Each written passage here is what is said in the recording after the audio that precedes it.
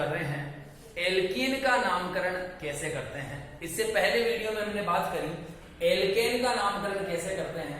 अब बात आती है एल्कीन, लेकिन इससे पहले हम बात करेंगे कि एल्कीन होते क्या हैं। सबसे पहली बात कि एल्कीन असंतृप्त हाइड्रोकार्बन होते हैं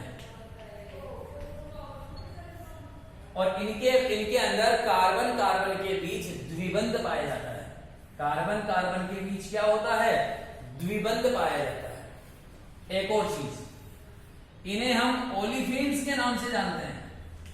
एग्जाम में क्वेश्चन पूछा जाता है कि ओलिफिन्स क्यों कहते हैं एल्कीन को। तो एक सिंपल परिभाषा आपको याद रखनी है कि एल्कीन बेंजीन के साथ क्रिया कर तेलीय द्रव बनाते हैं। ध्यान रखना, एल्कीन बेंजीन के साथ क्रिया करके तेलीय द्रव बनाते हैं, इसलिए इन्हें हम ओलिफिन्स कहते हैं। अगला, एल्कीन का सामान्य सूत्र CnH2n होता है। इस सूत्र को काम में लेते हुए अपने को एल्कीन का नामकरण करना है। और एक और बात सबसे मेन, जैसे एल्केन में अनुलग्न हमने एन काम में लिया था, ठीक उसी प्रकार एल्कीन में देखो नाम से स्पष्ट हो रहा है ईन, मतलब ईन अनुलग्न काम में लेना है। अनुलग्न कौन सा लेना है? ईन काम में लेना है। इस प्रकार हम एल्कीन की परिभाषा समझते हैं। अब बात आती है कि एल्कीनों का नामकरण कैसे किया जाए। अधिकतर नियम ऐसे हैं जो एल्केन में ही हमने पढ़े थे, जैसे कार्बन की लंबी श्रृंखला का चयन करना, प्रतिस्थापी को स्थान पहले देना, सबसे पहले प्रतिस्थापी का नाम लिखना, और कुछ नियम इस प्रकार भी हैं कि एल्कीन में कार्बन की लंबी श्रृंखला का चयन पहले उधर से करते हैं जिधर से द्विबंध को।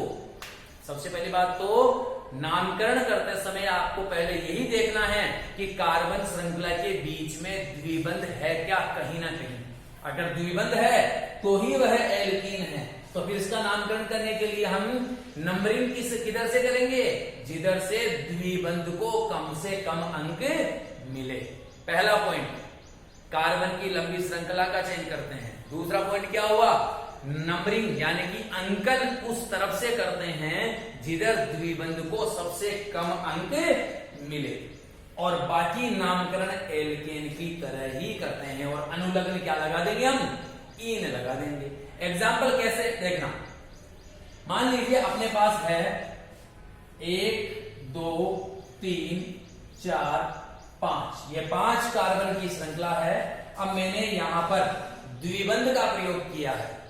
अब इसके कार्बन की संयोजकता 4 होती है, यानी कि चारों तरफ 4 हाइड्रोजन इसके अटैच हो सकते हैं। मैं हाइड्रोजन पूरे कर देता हूं पहले। ये लीजिए, ये H H H, 1 और 2 3 हो चुके हैं। अब एक ही हाइड्रोजन बचा है। 2 और 1 3 कंप्लीट है। इसके भी एक ऊपर लिखो चाहे नीचे लिखो, एक ही बात है। 1 और 1 2, तो यहां पर मैंने 2 हाइड्रोजन लगा दिए। यहां 1 है तो मैं इधर 3 हाइड्रोजन लगा रहा हूं। ये मैंने संरचना सूत्र बनाया है, इसलिए मैंने इसके हाइड्रोजन ऐसे खोल के लिखे हैं। आप इनको एक जगह भी लिख सकते हैं। यहां पर CH3 है तो यहां पर CH3 भी लगा सकते हैं। अब बात आती है नंबरिंग की। अंकन कैसे करें? अगर मैं नंबर इधर से देता हूं तो 1 2 3 4 5 कार्बन युक्त लंबी श्रृंखला है। अब नंबरिंग अगर मैं इधर से देता हूं 1 2 3, तो यह द्विबंध आगे का माना जाता है। यह द्विबंध कितने नंबर के कार्बन पे आया? 3 नंबर के कार्बन पे आया। अब इधर से देखते हैं, अगर मैं इधर से नंबरिंग करता हूं 1 2, तो कार्बन आगे का देखेंगे सेट द्विबंध, तो 2 नंबर पे आया, यानी कि द्विबंध को कम से कम अंकन किधर मिला? इधर मिला। तो इधर से नंबरिंग हम स्टार्ट करते हैं। 1 2 3 4 5, ये हमने कार्बन की श्रृंखला का चयन कर लिया। अब नामकरण कैसे करते हैं? जैसे एल्केन में करते आए हैं। कैसे? देखो, अब यहां पर कोई प्रतिस्थापी समूह तो है नहीं, तो प्रतिस्थापी समूह का नाम तो अपने को लिखना नहीं है। यहां पर अब डायरेक्ट लिखेंगे हम एल्कीन का नामकरण। देखिए एल्कीन कार्बन परमाणु कितने? 5, इट मींस इसका नाम हो गया पेंट। प्लस अनुलग्न लगाएंगे डायरेक्ट इन, तो इसका नाम हो गया पेंटीन। अब यहां ये जरूर ध्यान रखना है कि द्विबंध कौन से नंबर पे आया है वह संख्या आपको यहां जरूर लिखनी पड़ती है। अब द्विबंध कौन से नंबर पे है? 2 नंबर पे। इसका मतलब हो गया 2 पेंटीन, यानी कि इस कार्बन श्रृंखला का क्या नाम हो गया? 2 पेंटीन। अब ऐसा एग्जांपल लेते हैं जिसमें कोई प्रतिस्थापी समूह जुड़ा हो। देखना,